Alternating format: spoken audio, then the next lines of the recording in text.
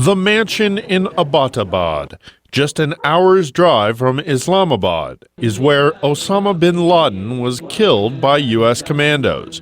U.S. authorities say it was designed to hide the world's most wanted man.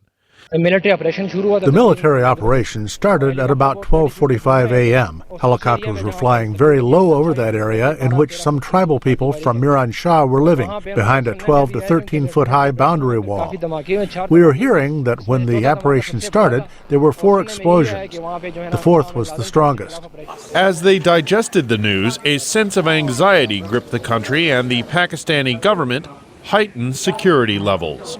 Meanwhile, a bomb blast shook the town of Chersada, just outside of Peshawar, just hours after bin Laden's death became known. Many in Pakistan are worried that extremists will retaliate.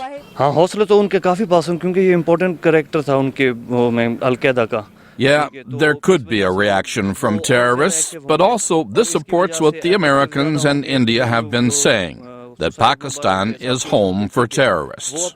Extremists have been using Pakistan as a safe haven for years, and the U.S. has long called for a crackdown. Since bin Laden was killed near a military academy close to the country's capital, questions are being raised about Pakistan's commitment to finding the al-Qaeda leader. Afghanistan's President Hamid Karzai says because bin Laden was killed in Pakistan, the fight against terrorism should be focused there. The fight against terrorism is not in bombing children and women in Afghanistan. The war against terrorism should be carried out in terrorist safe havens and training camps, and not in Afghanistan. And today, this has been proved right. If Pakistan played a role in identifying bin Laden's location, his killing could ease tensions between the U.S. and Pakistan. The U.S. and Pakistan have sparred recently over CIA drone strikes against militants and Pakistan's perceived reluctance to strike terror bases.